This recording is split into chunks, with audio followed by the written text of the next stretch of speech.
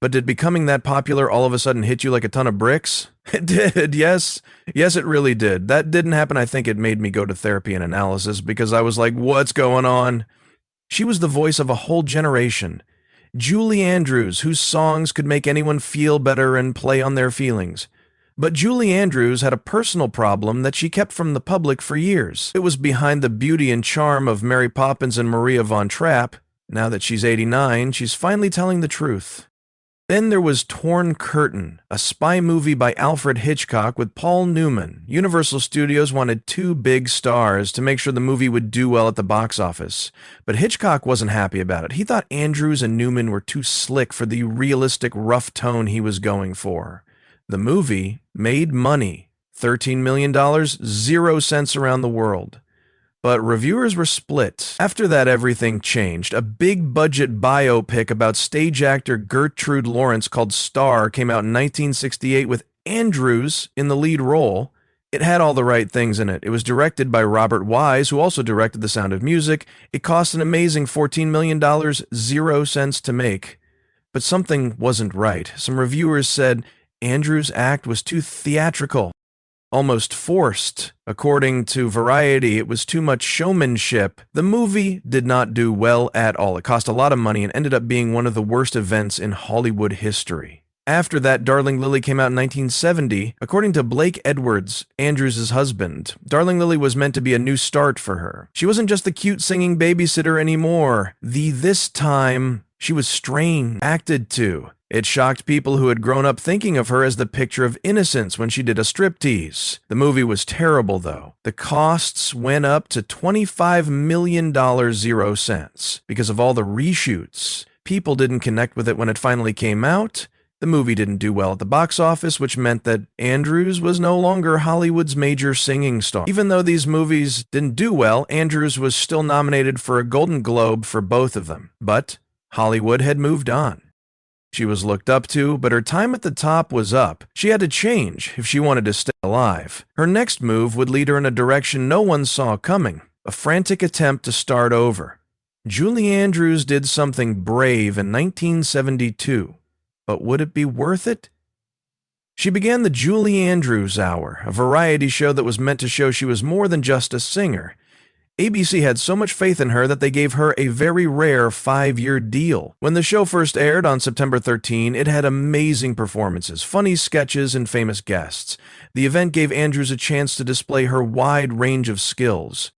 But behind the glitz, there was trouble on the way. The critics loved it. They liked how charming she was, how funny she was, and how she could do more than just sing. One thing was wrong, though: the scores. It was a tough night for the show because it was up against some of the biggest shows on TV.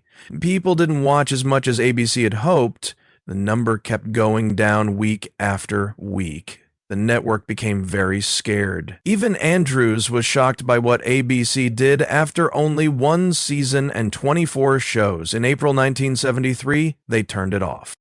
After that, something shocking took place. After only 1 month, the Julie Andrews Hour got 7 of the 10 Emmys it was nominated for. Among them are great variety musical shows. It got great reviews, but it was already over. Why would someone think that a show that won so many awards was a failure?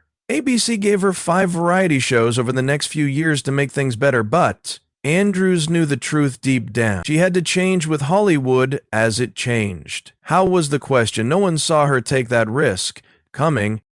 She went into the dark, smoky, and dangerous world of bars. This was a big change for someone whose reputation was built on being classy and good. Nightclubs were rough, small, and full of jazz singers and edgier comedians.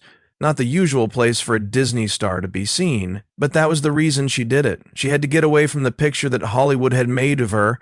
Andrews changed in the dimly lit rooms where they were shown. She sang hot jazz songs, made funny comments about Hollywood that no one saw coming, and even made fun of the prim and proper parts that had made her famous in the past. People who went for something exciting and new. There were more than just Julie Andrews and the star. This was Julie Andrews, the woman. She was smart, beautiful, and brave. Some people paid attention. They praised her for being brave and not sticking to the safe roles that had made her popular. Her job seemed to have new life for the first time in years, but did it bring her back to the A-list in Hollywood? Or was she doomed to stay on the edges of the business she used to run? Then she came back to Hollywood's biggest hits after being away for almost 10 years. 10 was a love comedy that she starred in 1979. It was directed by her husband Blake Edwards. The movie, which starred Dudley Moore and Bo Derek, became a surprise hit and made over $74 million 0 cents in the US alone. What Andrews needed was right there, a sign that she was still important and could still bring people to the show. But while her career took this sudden turn, there was something else going on. But Hollywood didn't see everything. They only saw the polished star and the comeback queen. Julie Andrews had a side that the cameras never caught, but that side would soon be shown. What Hollywood wouldn't see about the shady side. For many years, Julie Andrews was known as the sweet, perfect lead in family-friendly shows. What if she was someone else? What if she could shock the very business that had praised her? In the early 1980s, that moment came in So Be. Some people didn't like the movie, which was a spoof about the bad side of Hollywood. But when Andrews said yes, Mary Poppins did show up on screen without a top on. The audiences were shocked. It was like she broke the Hollywood picture they had made for her. A lot of people screamed. Some people were furious. Some people were amazed. Was she trying so hard to get away from her past, or was it more than that? A message that she was in charge of her job and not the business world that had tried to lock her up. S.O.B. was just the start. Andrews played a part that no one saw coming the very next year, one that made people question everything they thought they knew about her. In Victor Victoria, she played Victoria Grant, a singer in Paris who is having a bad time and comes up with a crazy plan. She should act like a man if she can't get work as a woman. A man who looks like a woman? Andrews gave a show that changed everything, and Count Victor Grozinski was born.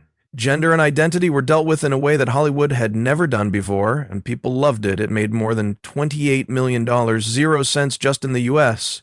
She won the Golden Globe for Best Actress in a Musical or Comedy. She was even nominated for an Academy Award, which shows she wasn't just breaking rules, she was doing great. They saw her add a touch of warmth and humor to her shows. Julie's first show on Broadway was The Boyfriend on September 3, 1954, at the Royal Theatre. She was 19 years old at the time. It became a huge hit right away when she played Polly Brown, a young girl who dreams of finding love on the French Riviera. It was hard to ignore her because of her natural charm and clear, easygoing voice. In 1955, Julie won the Theatre World Award for Outstanding Broadway Debut for her role. Soon after that, she was asked to play Eliza Doolittle in My Fair Lady. When My Fair Lady opened on Broadway on March 15, 1956, Julie's performance as Eliza became famous. At the time, it was one of Broadway's longest-running plays with more than 2,700 performances.